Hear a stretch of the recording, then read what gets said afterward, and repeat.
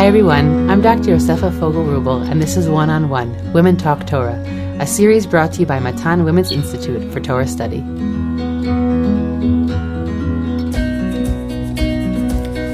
Welcome back to the second episode in this series, a conversation between myself and Tanya White. The big question of suffering, of evil, of how we deal with that, what kind of responses we have seen throughout Jewish history, and what responses can be relevant to us in our modern life. If you're listening in now and you haven't heard the first episode, we strongly suggest going back and listening to that first. This conversation will be built directly on the first episode.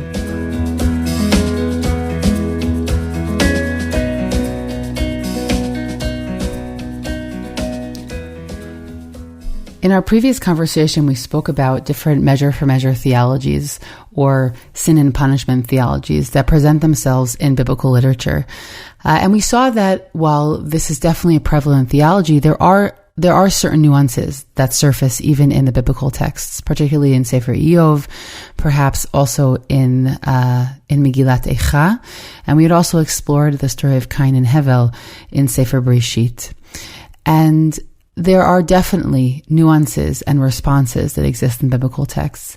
Today we wanted to speak about a number of responses to suffering, to difficulty, to pain in a particular rabbinic text and also a rabbinic text from the medieval period, and see what theologies sort of have been offered throughout the ages, but that we think might also be helpful and relevant for us today as moderns living in the world that we're in. That's right, Yosefa. And we left off last week discussing the idea or the difference between an answer and a response. We spoke about the fact that whilst an answer offers a closed kind of almost very specific answer to a certain question, it doesn't allow for organic growth, whereas a response is more dynamic. At different times, different responses will speak to me.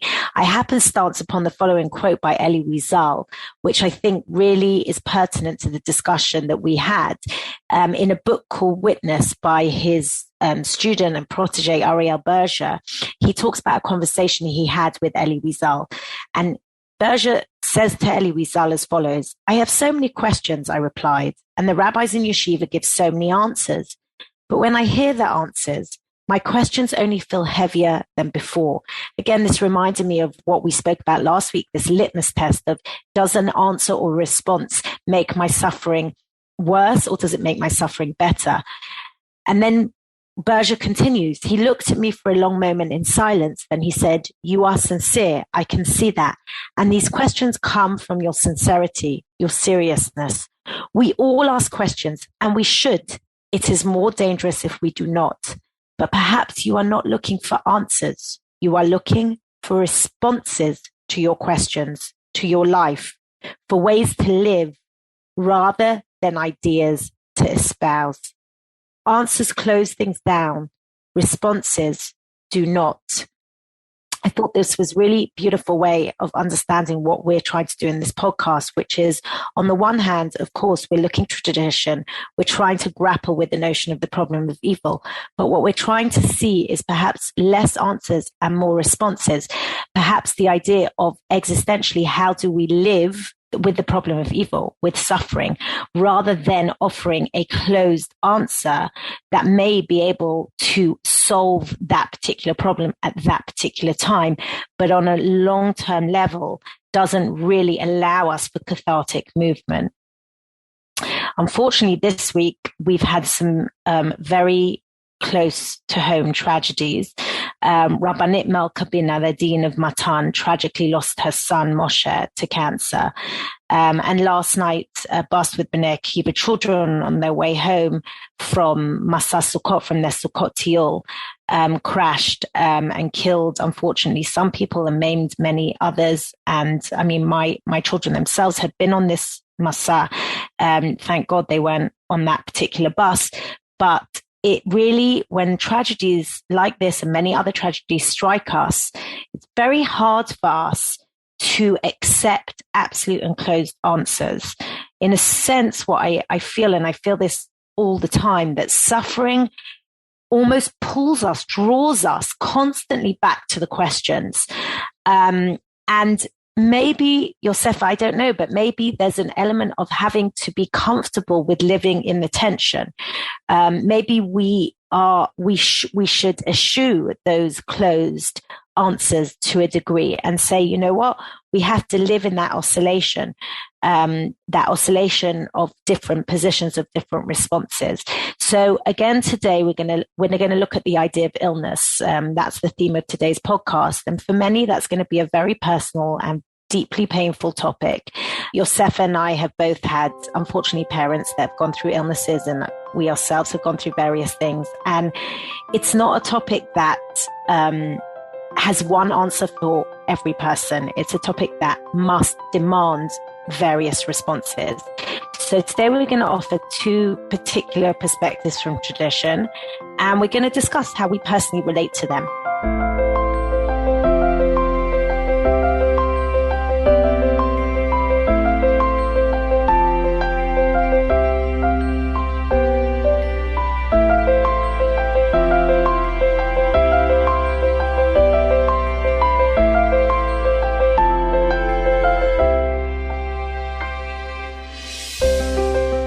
So I want to begin.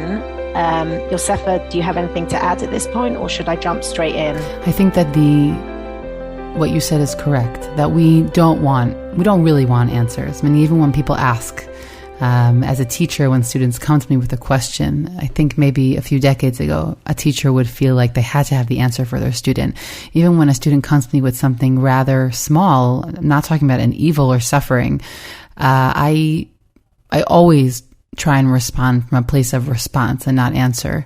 I just think that it's a healthier way of functioning. I think that, because we also never know what we're going to say is going to speak to the person that we're speaking to. I think it's a healthier way of communicating with humans. And certainly when it comes to things that are as heavy and difficult as the topics that we're addressing right now. I'll also say that, and we mentioned this, I believe, in the previous conversation, but many times when people are they have questions and they're coming up and they're trying to engage, very often what they really need, and I know we're going to get into real particulars today, but very often what they really need is just for the person to bear witness to what they've experienced. That's an idea also that I've learned from life, and also from David Kessler, who's a name that will come up again in future conversations, that very often, even when people, it seems like they're asking a question, what they really, really need us to do is to just sit with them and near them in that difficulty, and don't silver line it, don't put a nice sticker at the end, don't try and tie it up with a bow, but just be with them and bear witness to the difficulty that they're experiencing. Right. And so again, I want to remind us that of the responses that we're speaking about today, I think that it's really important that if these ideas come up in conversation with someone, that they only come up in conversation when someone is genuinely looking for that response. And I would say an even healthier way for those of us who are on a journey and looking for these responses for ourselves. I think that, again, a person of authority or a friend or the person who was on the other side of the suffering always needs to be really careful to not offer these, oh, by the way, the Gemara says this or the Rambam says this. We have to be really, really careful to only offer those ideas if someone is genuinely looking for them. And I think much more healthily is for the person going through it to become exposed to these ideas on their own, and then they could decide for themselves. We'll go back to that litmus test idea. They decide for themselves whether or not it's something that offers them comfort. 100%. I think it goes back to what you spoke about last week, which was the idea of holding, that we need to have holding space. The idea of hamakom yenachem otchem betoch sha'ar v'lei Tzion, that really we say God should comfort you, but the fact that he's called God is hamakom, is the space, right? That's particularly the word that we use when we try to comfort someone, because that's exactly what that person needs. They just need that holding space, and that space allows for repair. It allows for them to get through or get through, I don't think it's the right word, but to allow them to move through the various stages of grief and suffering and illness as well. So I think we're going to go straight into the Gemara. Yeah, no, I just want to say that also by way of introduction to the Gemara, which really is in many ways mimics what we saw in Eov. Where Eov, you have, a series of friends who are all offering a different response. And you have, by way, the really subtle way of the Gemara, where you have also a series of responses to this question: how could it be that bad things happen to people in circumstances where it's supposed to be good? And you'll explain the details. Yeah. So the Gemara really goes through different options. How do we deal with that, right? In this case, it might be a theoretical conundrum in the way that the Gemara does, but we really want to take it to the practical. So you can take it away, Tanya. Okay, so let me just frame the Gemara for us. It begins with this dilemma. The Torah offers us 2 mitzvot for which we receive long life. The first mitzvah is the Kibud Avim, for which we're told we should have Arichat Yamim. We're going to have long life. And the second mitzvah is Shiloach HaKen, where we send away the mother bird in order to take her eggs. For both of these mitzvot, we're told that we will have our days will be extended. And then we have this, whether it's a theoretical situation or an actual situation, the Gemara itself debates this. We have this situation, and I want us just to imagine for a minute what we're seeing. So we see this sweet young child who's gentle and very kind, and he's being asked by his father to climb up a tree and shoo away the mother bird and bring his father the eggs. Okay, and as we know, both of these, he's fulfilling 2 mitzvot, 2 commandments for which he's meant to receive long life. Honoring his father and shooing away the mother bird.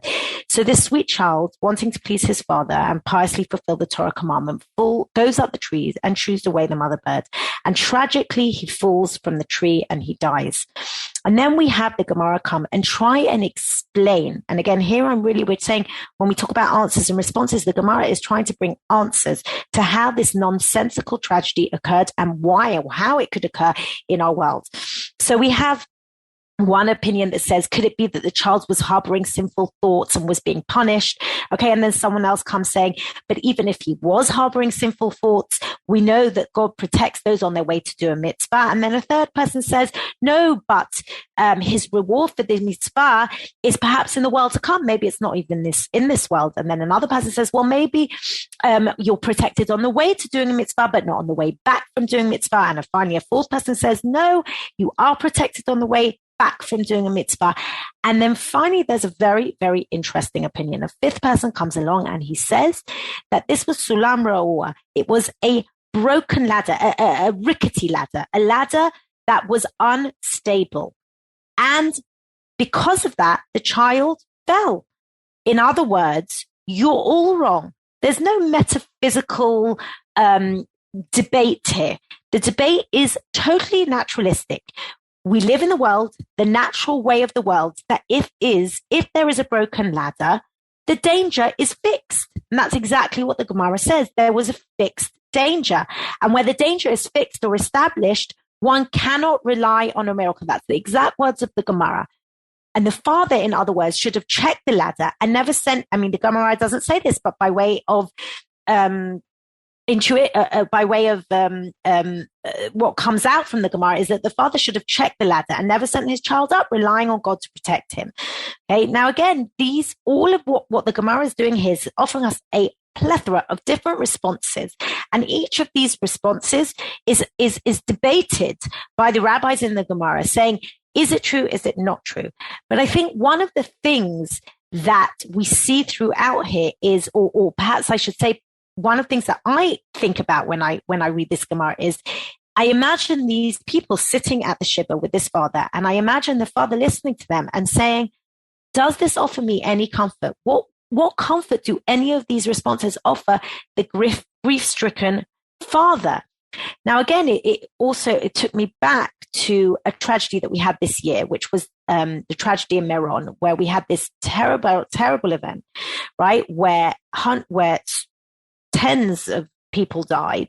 And we asked the question afterwards, why does such a tragedy happen? So you, of course, again, have these voices that are coming out saying, God, maybe it was a punishment or God wanted it to happen. It was meant to be this way. And then you have the other more naturalistic voices coming out and saying, people should be held guilty, and we need to respond, and we need to find who is responsible for such a terrible tragedy and such a terrible thing. Was the danger, in the words of the Gemara, established? Was it fixed? Or is it just, this was how it was meant to be? God wanted it. It's God's plan. So again, I think all of these things are particularly important, but the particular one I wanted to look at was this idea of not relying on a miracle and the way of the world. Okay. If we talk about, when we talk about illness, for example, right, could we turn around and we could say, well, that person got cancer because they smoked all their life, or that person died in a terrible car accident because they were a bad driver, right? Or they walked out onto the road without looking. Okay, these are all what we would call, the Gemara would call, for example, established dangers, fixed dangers. There's nothing we can do about it. It's not some metaphysical plan, right? It's not something that we can turn around and blame God. In fact, it's not blaming anyone. It's just the way of the world. Now, what we can do is we can assess it and say, should I have taken more responsibility? Should this person have taken more responsibility? Okay. Or should I have led a healthier lifestyle? Or should I have taught my child to cross the road properly? Or should I have not driven in such a dangerous way, right? There's many different things that we can ask and many different things we can say. But I think what the Gemara tries to do, in the way perhaps that only an ancient text can, right? It's not in our modern theological language, but it's channeling us to some kind of tikkun. And again, not a tikkun, and this is why I love this Gemara, because it's not your classic tikkun of theological platitudes, right? Or saying, it was meant to be, or God's punishing us, or what we were talking about last week, Yosefa, right? Sin, the classic refrain of sin and punishment. But it's actually asking us to look at the world as it is here and saying, how can we prevent another case of unnecessary suffering? So again, it's less about the why, right? And blaming and shaming, which we said was those two natural inclinations of human beings, to blame, to shame, to search for certain answers. The Gemara, in a sense, by offering us the rickety ladder explanation, is moving out of the why zone and moving more to the what zone. What can we do to prevent the next tragedy occurring? Wait, so I also want to add a few points onto that, which is that what I also love about this Gemara, which by the way is in Kiddushin, Daf Lamed Tet through Mem, which we didn't say before. What I also love about this Gemara is that it shows how much Chazal themselves are pulling at straws, meaning they themselves, with all their wisdom and the authority that they have, look at the world and say, how do we deal with that, right? How do we process that? And you see that, I love that by all the answers given, right? When so many answers are given, it's a sign that there is no one answer. There are just different responses, and perhaps a combination of all of them will be necessary. But I also want to turn our attention to the last two lines of that particular sugya, which says as follows. It says, V'acher mai hava, okay, that it is one of the many sugiot that deal with Elisha ben Abuya and his leaving Derech HaTorah, his leaving a religious lifestyle. And it says that what was the reason that Elisha ben Abuya, who's named Acher, left the way of Torah? There are those that say it's because he saw things like this. Which, again, I look at this Gemara, as you do, as a prototype. It's a prototype for so many of us that come afterwards. And while Elisha ben Abuya and why he leaves the world of Torah and the different way that that's presented in the Chazal deserves its own podcast, I love that in this piece, we have this idea of the suffering, the internal theological, moral suffering that people feel just by witnessing other people's suffering. Meaning, the Gemara doesn't say, oh, well, there was a Mesorah that this was his child, right? Meaning it wasn't even that it was his child. It was that he, as someone on the side, was looking at God's world and saying, I don't know that I can live in a world like this and still fulfill mitzvot and still live a lifestyle that is so that is so devout. And so I also love that the Gemara brings in the sort of the outsider, quote unquote, perspective of how people, can look around the world and say, this doesn't make sense to me. I'm feeling lost in this, in the depth of these kinds of tragedies. Right. So Yosefa, it's a promo for perhaps our next podcast, which is going to look at the Holocaust. And if we look at many of the Holocaust theologians, a lot of them are actually people that didn't go through the Holocaust. For example, Rabbi Yitz Greenberg, he really knew very little about the Holocaust, even though his aunts and uncles had gone through it. His parents never discussed it. And in 1961, he comes to Israel, and all of a sudden he sits in Yad Vashem, and he's faced with the sheer enormity of the event. And it causes an absolute existential crisis for him, and a theological crisis. And I think that's exactly what you're saying, that the witnessing, the cognitive dissonance, what we spoke about last time, between the world as it is, or I should say the world as we imagine it to be, or the theological constructs as we have believed in for our whole life, and then all of a sudden witnessing something that totally contradicts perhaps those theological constructs. How do we live with that dissonance? How do we try and in some ways morph that reality of what is and what ought to be into one? And can it even be morphed into one? Meaning, can we even reconcile that cognitive dissonance? For Elisha ben Abuya, we know that he can't. And that leads him to leave the fold of religious life, even though he never truly does, because he keeps coming back all the time to Rabbi Meir, and we see that he kind of doesn't, that there is something that still draws him back to tradition, to his old life, but that he's used, exactly as you said, as a prototype. And this is what the Gemara, or one of the reasons the Gemara tells us he leaves the fold, because exactly he witnesses this terrible incident, as well as some other terrible things and terrible sufferings. I want to go back to what you said before regarding where this Gemara takes us, and then I think we'll move forward to our next source. Yeah. Which is that the Gemara here already starts moving away from the why, because it's a dangerous question. That's me adding in my own explanation. And it moves towards this place of, we also have to realize that as humans, we're contending with the human world. And in a human world, things like this will happen. And it doesn't necessarily mean that the theology is rickety. And sometimes it's that the physicality of the world is rickety, and that is what leads to certain catastrophes. What it does, though, Tanya, is that the idea of sulam ra'ua pushes somebody a little bit away from getting to the theological point, meaning it sort of says you don't need to go there, which I think might have its advantages and disadvantages, which we'll discuss in a minute. But it pushes somebody away from, maybe he wasn't doing the right mitzvah, maybe he had thoughts of avodah zarah, meaning it sort of says maybe we don't need to go to that place right now, when we can just look at it as a natural disaster, right, with all that word means. So you said perhaps they move away from the why because it's dangerous. So I think it's less dangerous. Perhaps certainly in the ancient times, I think it was less. Nowadays, perhaps more. But I think it's more the fact that there isn't an answer. Honestly, right? There's no one answer. Like, even if you say sin and punishment, but this incident goes against what the Torah on face value tells us we're going to have long life for. So how can we even add that up? It doesn't make sense. It's nonsensical. So I think it's so much so that there's no answer to the why question.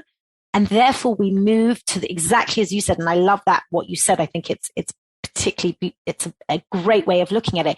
The rickety ladder moves us away from the rickety ladder of theology towards the rickety ladder of life, of existence, of life, of reality, right?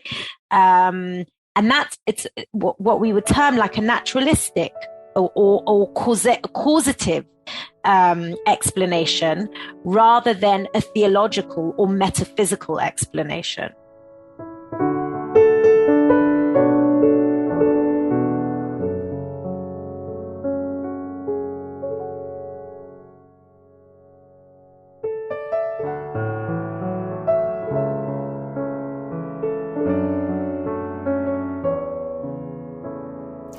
So on that note, I want to bring us to our next source. And I want to say also personally that this was a source, the Rambam in Moreh Nevuchim, that when I first read it, it actually brought me a lot of comfort. And we'll speak about the limits of what the Rambam has to offer here. But I come from a really illustrious history of family illness. And I just sort of grew up and grew of age in a world that made me very wary of that, and made me feel very much that this is my inheritance, right? This is going to be my future unless I take very, very serious precautions, which have no guarantee. And I really appreciated the Rambam's perspective here. And I, of course, loved also that it's from the Rambam and so long ago. So the Rambam in Moreh Nevuchim speaks about what he calls 3 kinds of evil. I'm going to read a paraphrase of the Rambam. It's much longer. And we'll have a attached source sheet, by the way, for anybody who wants to have on the website. And so this is from Moreh Nevuchim, Chelek Gimel, in the 3rd section, in subsection 12.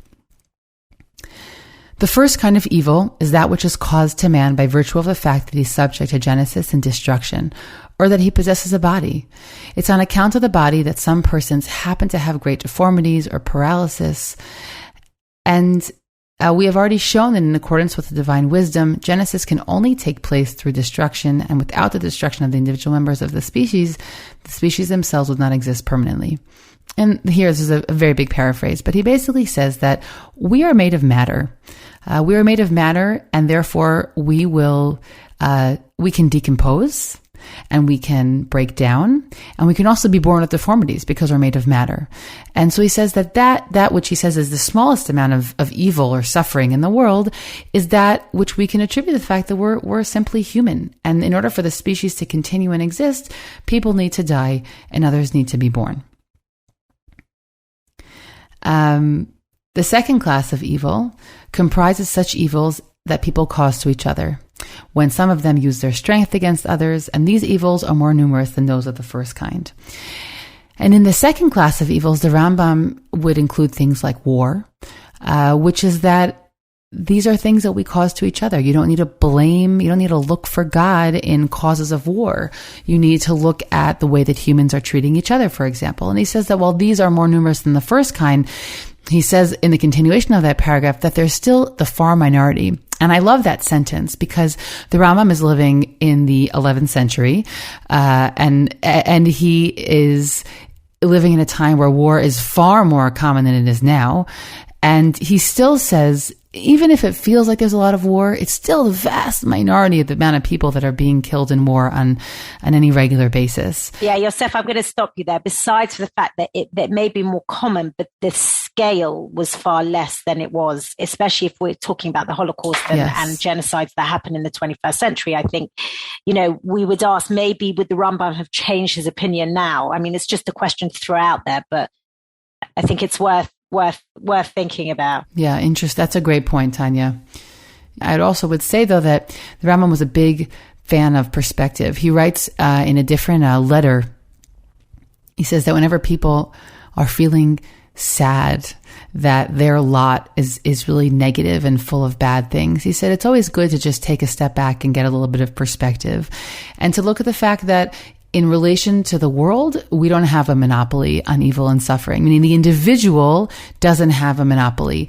And I want to say that while, again, that's not a response I would ever share with anybody in current moments of suffering, I do believe, and here I'm totally speaking from a personal space, that over time, that is a perspective that can be gained, meaning when we're in a moment of suffering, it's so all-encompassing, we could barely see beyond it, if at all. Right. And we're literally swimming in it. But then time passes, and time heals a bit, or at least creates space, and then you can take a step back and see what it was, and that while it doesn't need to minimize what was and how you felt it then, but over time, often our perspective can change. And so the Rambam also writes that elsewhere. I'll go on to the third class. Comprises those which everyone causes to himself by his own action. This is the largest class and is far more numerous than the second class. It is especially of these evils that all men complain. It originates in man's vices, such as excessive desire for eating, drinking, and love, indulgence in these things in undue measure or in improper manner, or partaking of bad food. This brings disease and affliction upon body and soul alike. When they thus meet with the consequences of the course which they adopt, they complain of the decrees and judgment of God. And this piece really speaks to me very much, because I think that over time it's become even more relevant. The Rambam says everybody has to be real about how they mistreat the own vessel in which they have been able to occupy, right? Whether it's with improper eating, improper behaviors, vices. Here he sticks in a somewhat negative perspective on relationship with our sexual selves, but we'll leave it on the side for now. But he says that most of the suffering that we experience is the suffering that we bring upon ourselves. And I would put in here, by the way, that I think the Rambam really predated a lot of what we know now of how much disease is caused by food, how food can heal the body, and the Rambam says, just be really, really careful before you blame God for things that you yourself caused. Now, does that answer every illness? Do people get an illness that seems to be completely, out of left field? The Rambam wasn't yet familiar with childhood trauma and its relationship with disease that can come later on, or people's propensity to adopt certain behaviors that are harmful or diseases. But I think the Rambam here gives us a lot of food for thought. And he says that just think really hard before you turn back to God and say, what did you give me on my plate? Which doesn't obviate all questions that people have. But I think that it's an important distiller that can be added in at times to this sort of pot of questions that people have. Okay, so Yosefa, two things I think are important saying. Firstly, I just want to summarize what you've done very briefly. So we've said that the Rambam brings he explains suffering or evil in three different ways. One, we're made of matter. Matter decays. That's the natural way of the world. Okay. Number two, evil can happen, or evil does happen when humans do it to each other. Okay, classic example, Cain and Hevel, we spoke about it. And the third is that vices lead to suffering. Okay, so nowadays we would maybe talk about addictions, we talk about overeating, we talk about all the various maladies that human beings cause to themselves that lead to illness, to suffering, etc., etc. And by the way, we could talk about also traffic accidents today and all those various other categories that we could fit it into. But one of the things that I'm seeing here now, I know you said that the Rambam speaks to in a very deep way. I think there's two things we need to point out here. Number one, it follows as a corollary, so to speak, to the Gemara where we spoke about the idea of the rickety ladder, the idea of causation and natural causation in the world, the idea of not relying on a miracle. Okay. But the way that I see it is that we're still, with the Rambam, we're still sitting in the zone of blame. Okay? Because essentially what we're saying is, we're saying instead of blaming God, which is, the classic sin and punishment refrain, or the sin and punishment refrain, would be we're blaming man, right? God is punishing for our sins. But instead of taking that out the equation and saying, let's not look at it from a metaphysical perspective, we're looking at it from a very naturalistic perspective. We're still blaming man for his suffering. Okay, we're still saying it's the way we're made up. There's nothing we can do about it. We do evil to each other. That causes war. We have vices that we don't have control over, and therefore these terrible things happen to us. And I'm just asking Yosefa, from your perspective, because you particularly said that this speaks to you, what is it about this source, what is it about the Rambam that allows you to sit in that place of illness, of suffering, of being able, or I should say, what is it about the Rambam's response that speaks to you? That's what I'm kind of going to, where I'm going to. Yeah, the part that speaks to me is particularly the third part, because I definitely ascribe to a much more, for a long time, to a much more holistic perspective on body and understanding how we treat it or what it goes through will have echoes and reverberations later on. And because I think I just find that sometimes people experience illness, whether firsthand or from a family member, and they start asking these questions about what had happened to them, were they living a life of sin, or all these questions that we may verbalize or even just think inside of ourselves. And I think the Rambam reaffirms my internal space, which says those questions are really unnecessary. They're not necessary questions. We might not always be able to trace the exact development of disease, but I do think that when people look at their own role in how their body is responding to life, that often that puts them onto a journey of real healing. And that I think obviously people can do both, but I'm just saying that I do ascribe to much more of I own up to my own role in my own health. And so the Rambam speaks to me in that regard as well. And that it doesn't mean that therefore when somebody else goes through something, I point my finger and say, oh, that happened to them because of that. But I do feel that for me, it fits into my worldview a lot more than other answers. And I also just feel that I much more find myself in the scale of the meaning question. So, okay, what do I do with this now? And that's a personality thing. It's also a family culture of how I grew up. But for some people, the theological question really sits with them. And for me, the Rambam gives me a nice bridge. A segue into a place that you don't have to ask that question. On the other hand, Tanya, I recognize that it also pushes God out of the picture. Yeah, so that's exactly what I was going to say. I'm saying, what happens to providence in the Rambam's view? And I think this is a question, we're limited in time in these podcasts, and we don't have time to really look at the Rambam and his whole view on providence, which is super interesting. And the Rambam himself will admit that at a basic level, there's a limited providence on the human being. Providence happens when one gets to the highest level of active intellect, etc., etc. But on this basic level, or certainly according to this explanation, it seems to be that we've pushed the divine out the picture to a degree. And so I ask you at this point, what happens to that comforting God? What happens to the idea of, this is happening to me for a reason?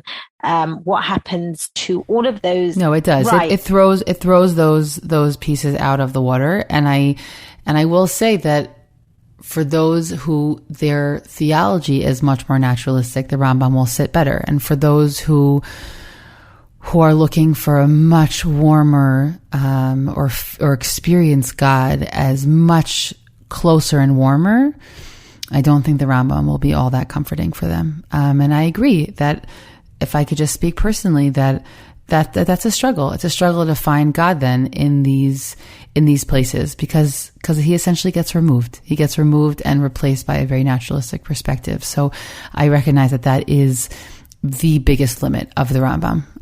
It's the biggest limit. And for those who it buttresses their already existing theology, then great. And for those who they just feel lonely when they read the Rambam, so the Rambam won't be a good response for them. So what we spoke about last time, the idea of suffering, that one of the greatest, perhaps I would even say the greatest malady of suffering is the notion of loneliness. Because when we, lo aleinu, if we have a terrible illness or even a terminal illness or even a chronic illness, I think often we forget that chronic illnesses have so much, are kind of infused with so much suffering on a day-to-day basis. It's not acute, right? It's not like a cancer, and it's not like, but there's plenty of people that suffer endlessly with chronic illnesses. And, you know, when we speak about that very often, and especially in the chronic illness zone, there's a sense of loneliness. No one understands what I'm going through. No one really empathizes, and no one gets it. They can't really, often they can't see it. They're invisible illnesses. And here, by the way, we're talking about mental illnesses for sure. Mental illnesses, which are really invisible illnesses, and mental illness today, unfortunately, is really a very, very prevalent. Right? It's a very prevalent illness today, especially in the heels of Corona and all the various things that we've been going through over the last 2 years. Again, it's a hidden illness, and it's an illness that a lot of people hide, and it is infused with loneliness. And I think that one of the things we have to ask is that in that lonely state, at that lonely moment, perhaps the one person that we can reach out to is God. But if we've taken him out of the picture, if we believe that he isn't, perhaps even sometimes maybe even helps to say, God has caused this, or this is happening to me for a reason, right? What happens when we take him out and we, you know, it's all just about cause and effect, or natural cause and effect, then we've lost that protector. In a sense, we've lost that person who's with us in our suffering. So Tanya, I want to ask, is there a way to bring it together? Yeah, is there a way to synthesize them? That's exactly what I was going to say. Does it have to be one or the other? Okay, so let me just very briefly pose dilemma. The dilemma is that if we explain everything naturally, then we've kind of lost that providential, that classic traditional providential God to a degree, right? Because we're saying, well, it's all natural causes. Rambam's saying really, he's actually just putting man at the center and taking God out the center of all of our illness and suffering. On the other hand, if we create God into this very personal, very providential God, then what about evil and suffering? Right? Does God allow for evil and suffering? Does that make his perfect stature? Is his perfect stature diminished in one way or another?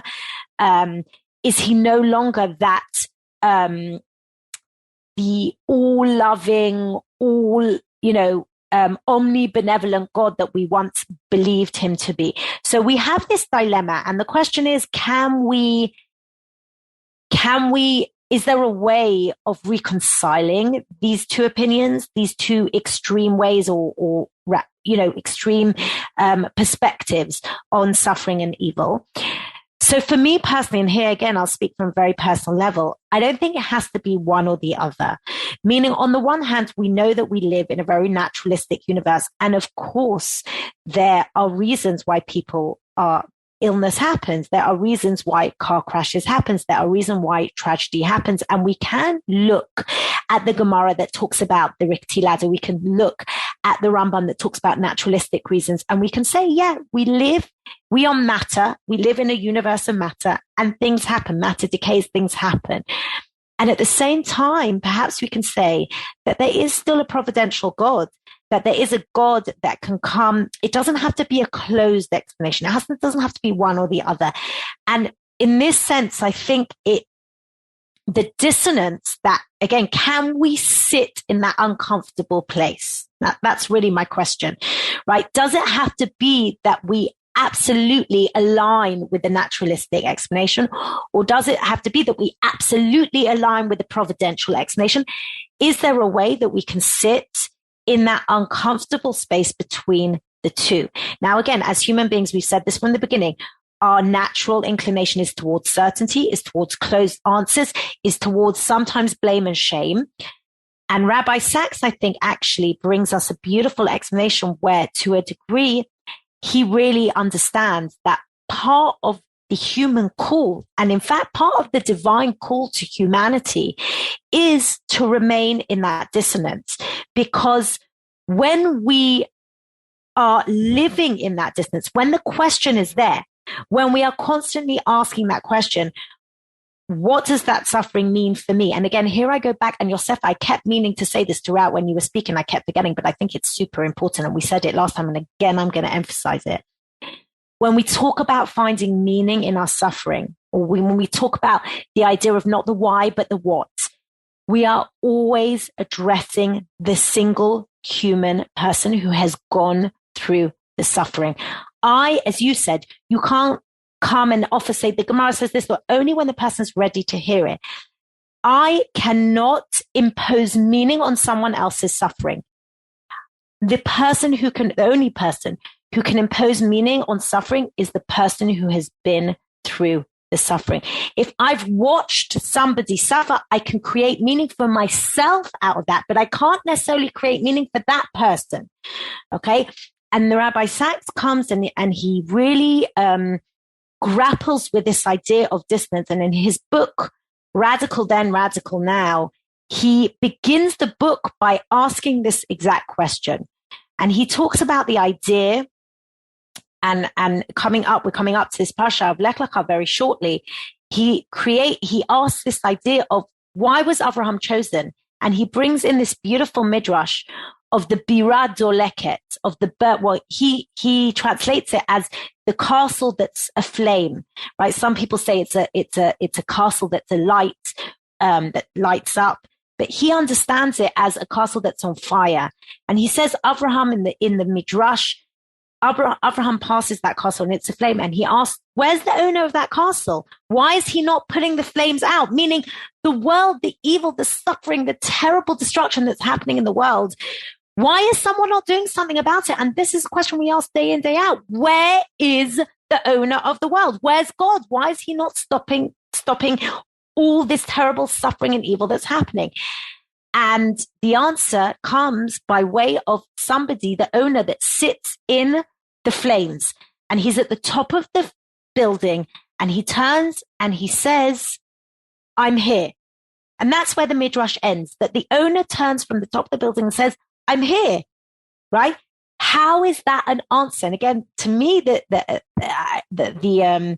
Rabbi Sachs doesn't really go into this, but I think it really, again, segues into what we've been speaking about, is that there's no answer, right? When Avraham asked the answer, why is the castle aflame? Why is there tragedy in the world? Why are we living in such a destructive universe?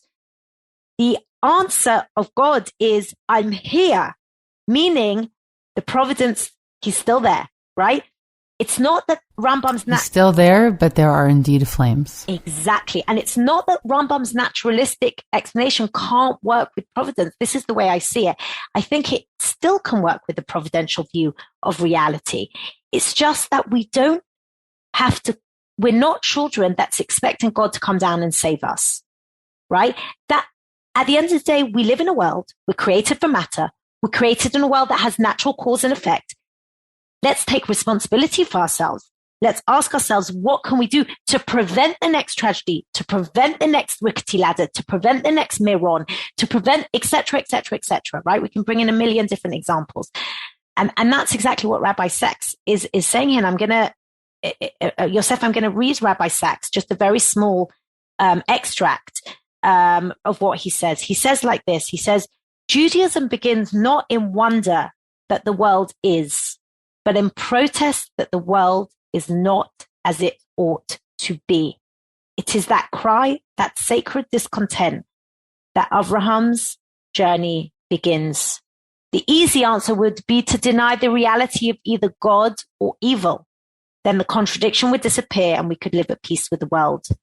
But to be a Jew is to have the courage to refuse easy answers and to reject either consolation or despair. God exists, therefore life has a purpose. Evil exists, therefore we have not yet achieved that purpose. For Judaism, faith is cognitive dissonance, the discord between the world that is and the world as it ought to be. That tension has been the energizing spring of Jewish life from Abraham until today. I think what Rabbi Sachs says here is beautiful because in a sense, it brings together what we've been talking about in terms of all the various explanations that we saw in the Gemara, all the responses that we saw, and the Rambam's naturalistic view of suffering and evil. And it tells us that Dafka, the world as we see it, as it is meant to be that way.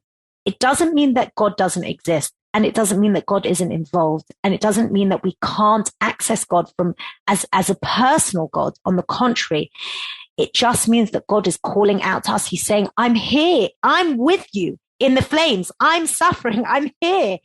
But I'm I'm handing you the baton to say, hold on a minute, this is your world. I need you to work with me in covenantal relationship and for you to take responsibility for the world in which you live. But as you said, Yosefa, for you to take responsibility perhaps for your health, for the health of others, for healing, not to blame, not as a means of blaming, but as a means of stepping up. I want to go back to the image you brought before that were of children and parents, right? That if you said it's not God's job to swoop in and save us, right? We're not in that kind of relationship with God. And I think that that's a really central piece here, because for somebody who is living with a perspective as God as a father, which is understandable since it's so central to our liturgy and many other places, when I think of that image and the midrash that you brought in from Breshit Rabbah about the castle in flames, it kind of presents us in almost like a abusive relationship with God. Meaning if God is a parent, I'm taking the metaphor to the end, okay? If God is a parent, and he's watching, the house be in flames and the children are in it and they're suffering, that's not an image of a parent-child relationship that most of us would think is healthy. And therefore I want to call upon the metaphor and say that the metaphor probably needs shifting. And that if we only look at God as a parent, then we look at him helpless and we say, why are you letting the world be like this? But if we look at God as a partner in a covenantal relationship, and this is why this metaphor speaks to me much more of God, we're in a brit with God. We have a relationship. He's our spouse, as we see also many places in Navi, that it's not that God isn't saving us. It's that, as exactly Rabbi Sachs is saying here, that we have to pick up the baton and we have to do our part as well. But it sounds almost like semantics, but I think it's much deeper than semantics, because I think that when someone is relating to God as a parent, we look up to the sky and we say, why? How could you do that? And also, how could you let me be here? How could you let me be here and be like that? Whereas if you look at God as a partner, it's a different nature of a relationship. And therefore you don't look at God and say, I'm putting up my hand, save me. Look, sometimes our partners do need to save their spouses, but then the relationship needs to undergo change to make sure that it's back on equal footing. And I don't know, I'm just struggling with that, because when we have this image of God, he's burning in the flames, and I say, so what do you mean? What does that mean? That's a horrific way to relate to your child. So, Yosefa, I wanted to bring in here, and I think it's super important that you've addressed this, because I still think that we can. Firstly, the notion, as you said, of God as a father comes up in liturgy, in Jewish liturgy, and many other places. In a lot of biblical exegesis, we see it, and a lot of midrashic literature, etc., etc. And I think we don't have to let go of that. And I'll explain why I think that way, because even in that midrash of God in the flames, and by the way, that is not the only place we see it. We see it in many other midrashim when we're talking about the exile from the land, that God is being exiled with his people. God is suffering with his people in Echa Rabbah. It comes up again and again. And I think there's something profound in understanding God as a parent, but not perhaps as a parent of a young child, right? Maybe in the biblical, if we look at the biblical image of God as the father who's coming to save us, take us out of Mitzrayim, who's saving us from the Egyptians, and all the various times that he comes again, swoops down, saves us miraculously. But ultimately, even throughout Tanakh, God slowly disappears. If we look at the book of Esther, as opposed to at the beginning of Sefer Bereshit, God is absent, right? Ultimately, the redemption in the book of Megillah Esther comes from the hands of man or woman, man, whoever it is, right, of human beings. God has ultimately, in a metaphorical sense, has disappeared. Now, does that mean that God isn't near? No, on the contrary, God is still with us. He's still present. It's just that he understands, as we do as parents, right, that when a child grows up, you don't need to be hovering over and being a helicopter parent anymore. In fact, it would be extremely abusive. And here I'm going to take your language and turn it on itself. It would be abusive and perhaps very, very psychologically unsound and unhealthy for a helicopter parent to come in and save their 40-year-old child every time they felt that child was in danger. Okay. in a sense, that's the way I see it. I see that humanity, and the Jewish people in particular, has grown up over the periods. And in this era where God is far more absent on a metaphorical level, again, I believe that in many ways God is actually far more present, right? In the same dynamic of a parent and child, when the child is much younger, there's no real deep relationship between the child and the parent, whereas there's a much more kind of savior relationship between the parent and child. But when the child has grown up and the child is in his 40s and 50s, and perhaps even the child becomes a parent themselves, the relationship between the parent and the child is much deeper. It's much closer, even though physically, geographically, they may not be. Right? For me and you, Yosefa, our fathers are not alive anymore. Does that mean we don't feel their presence? On the contrary, we feel their presence day in, day out, perhaps even more so than when they were alive. And I think that imagery to me is what speaks to me. We are living in a world whereby, yes, the responsibility has become ours. We have to carry God's yoke on our shoulders, right? That's our job. Does it mean God's not present? No. Does it mean I can't access him? No. It's just different. It's different to what it used to be. You know, there's a brilliant book by someone called Susan Nyman. I can't remember if I quoted her in the first podcast. I'm not sure I did. But Susan Nyman, and she's she's actually a Jewish philosopher, not religious, but she speaks a lot. She philosophizes a lot about the problem of evil. And she has a book that's called Why Grow Up? And the entire book is based on the premise that one of the ways in which we grow up is the way in which we grapple with the problem of evil. In other words, the way in which we grapple with our expectations of how we want the world to be and how the world actually is. And she says that a grown-up person is somebody who understands that the way the world is not always the way that the world is meant to be. And she gives this metaphor of the child that comes back, not a metaphor, an example. She says the first time a child faces the problem of evil is when they come back, and the teacher has not, did I mention this last podcast? I can't remember, whether the teacher has not given the child the grade that they wanted or was unfair to the child, and the child complains to the parents, it's not fair, it's not fair. And that's the first example that the child is faced exactly with this dissonance of the world as it is the teacher's meant to be fair, teacher's meant to be just.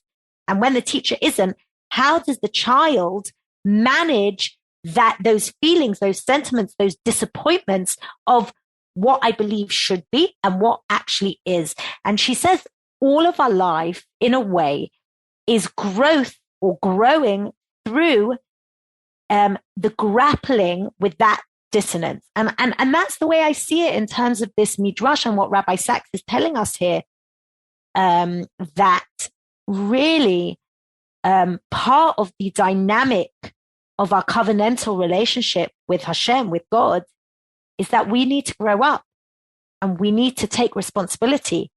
And I think in a way that's also what the Rambam is saying to us here. Look at yourselves. Don't always go and blame God or blame, sin and punishment, that kind of paradigm. But let's have a look at where we can take more responsibility for our lives.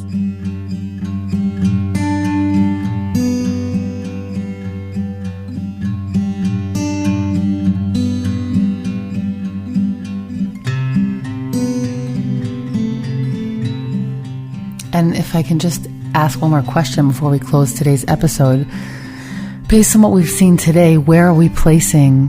Where's the closeness with God coming in? Is the closeness with God is in the fact that we're in this covenantal relationship and we're taking responsibility, but where do we see God in those pictures? We've slightly pushed away from the more classic answers, right? Was thinking of Avodah Zarah, was, Schar Mitzvah is only on the way there, but not on the way back, or we've pushed away from those, both of us, and we've gone more into this other realm that we can explain things naturally, but it doesn't negate a covenantal relationship with God. And even more so, I think it demands of us, as we're saying, to have an adult relationship with God, with adult expectations of God and his role in this world and how much he intervenes. So I just want to end with this question of, where's the closeness for those seeking it out? So again, for me, Yosefa, personally, I go back to that paradigm that I spoke about, which is this. And I still believe that we can tap into and use the paradigm of the parent-child relationship, I just think that it needs to grow up. And we need to recognize that at this stage in history, the covenantal relationship between man and God is not what it was at the beginning of the biblical era. And in a sense, as human beings, we've grown up.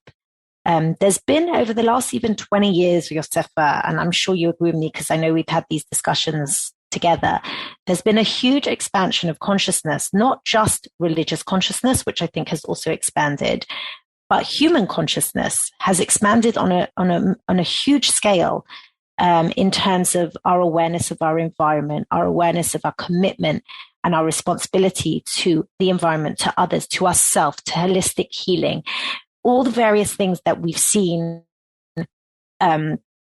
proliferated in the last 2 decades, 3 decades. To me, that's part of this growing up in the sense of taking responsibility for our own healing, for global healing, for healing the planet, and for healing ourselves. And I think that where do I find God in that? I still believe that just because I don't put it this way, okay, maybe this is the way that we can finish it. Just because God doesn't come down and save me, just because God doesn't come down and heal me the second that something happens to me, does not negate the close relationship or me accessing a relationship with him. Do I need some, and again, this is the question I'm going to leave it on, in order for me to feel close to God, in the same way that perhaps I feel close to a parent, do I need that parent to offer me miraculous answers, miraculous healing, miraculous response to my suffering, to evil, to things that are happening to me? Or do I need that parent or God to be there with me in that space, to sit with me in that space? And to me, that's exactly what the Midrash is saying. The Midrash is saying when he says that God responds from within the suffering, within the flames, within the evil, within the burning castle, God is with me in that space. When we are 3 years old and we come to our parents. I want to say that it's like a parent. Yeah. When their child is going through something difficult, exactly, often are pained more. Which again, I don't know how you measure it, but that's the human experience says this, that the parent is pained more than the child themselves. 100%. I wanted to say, it's exactly what I was going to say. When a 3-year-old comes and they've cut their finger, you know, or the 3-year-old comes and they've got a problem with one of their friends or whatever, you'll solve that problem in the same way that God did very early on in the biblical times. But when you're 15, you're 18, you're 20, your 40-year-old child comes, and honestly, you can't solve that problem for them. You hope that you've given them the tools. You hope you've given them the ability to solve those problems. And you know what? When it's illness, the only thing you can do is sit with them, is be with them, is extend your hand and your love to that person, and for them to know that you're there for them the entire time. That to me is the paradigm of God in my suffering. And maybe that won't work for everybody. Maybe somebody will say that's not enough. If God is all powerful, all knowing, all loving, etc., then he'll take away my suffering. Then he'll obliterate the suffering that exists on the earth. I don't have an answer for that, Yosefa. I don't think anyone has an answer for that. But I think for us, and again, we've been speaking, and here I want to go back to the metaphor I began the podcast with, climbing up that mountain. When we're in the valley and we want to know, how do I climb the second mountain? That metaphor I gave with David Brooks. I think the way that I see God, the way that I tap in to the presence of God for me in that valley, is that I tap into God as a means of holding my hand and walking up that second mountain with me. Not as someone who's going to swoop down and bring a helicopter and take me to the top. And I think for me, that's really what it is. And again, that's not going to work. Again, what we're saying here is we're offering responses. I'm not saying that the way that I see it is going to work for everybody else. But for me, that's a metaphor that really, really touches me on a very deep level, because I really believe that as human beings, we have grown up. I want to end with one additional idea, since these podcasts are going to be coming out as we're reading Sefer Bereshit. And with this, we'll close. we have a general question that Rashi asks in the beginning of his commentary on the Torah, which is, why do we start the Torah with a book of stories about family, which between you and I, a lot of dysfunctional family. And so why do we start there? Why not start with mitzvot? Why not start with sexual morality? But no, we start with stories of family. There's also, magnificent stories of revelation also in there as well. But why start with family? And I just want to end with this point because it's come through so clearly in this episode, even though this isn't something I even think that we thought we were going to go and speak about. But Rabbi Sachs says also, to quote him twice in one episode, which is that our blueprint, our spiritual blueprint in this world, first is written with our family, meaning well before anybody starts exploring their relationship with God or has any sort of deep relationship with anything ethereal or larger than, we first meet our family and we function in a family structure. And so Rabbi Sachs says that before we can get to the whole mitzvah observance piece, first, we have to talk about family, because that's where everybody exists first. And only later will we realize that our strongest relationships for how we can have a relationship with God will be drawn from our relationships with our family members, with spouses, with parents. And so, a human first meets family, and therefore you have to start there in the Torah before you can talk about God and certainly about nation building, right? A nation can only be built up of families that are built properly. And so in Sefer Bereshit, we learn essentially by trial and error, right? We see a lot of errors that are made throughout Sefer Bereshit, and we're supposed to learn from those within our own family. The dynamics are inescapable. Every family will have sibling rivalry. Every family will have issues between parents. But that is where we must start, because that is where humans begin. And so I want to end today's episode with saying that, well, we're speaking in metaphor because as humans, that's the language we have, right? We only have metaphors to speak about these ideas. And I think that the metaphors, though, give us a really deep window into what people are feeling and experiencing. And the metaphors come because that's the only language we have. But I think that what we've spoken today about the dynamic between a parent-child metaphor and a spousal metaphor for our relationship with God, I think that both of them offer a prism that can speak to different people. And it also, I think, very much depends on their own experiences of perhaps their marriages or the marriages that they've experienced, and also their parent-child relationships. So we're going to end for today. Next episode will be focusing on the Holocaust and the philosophical questions that event has posed. We'll see you there.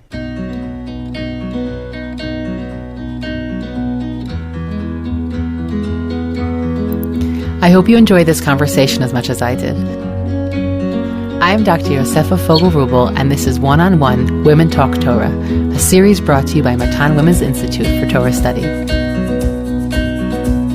Thank you to the entire Matan team for their input. Please do One-on-One and Women's Torah Learning a small favor by sharing this podcast with family and friends so that we can reach new listeners. You can stream and download these episodes on Spotify, iTunes, and Matan's website, and write us any feedback at podcast@matan.org.il. That's podcast@matan.org.il. Thanks for listening, everyone.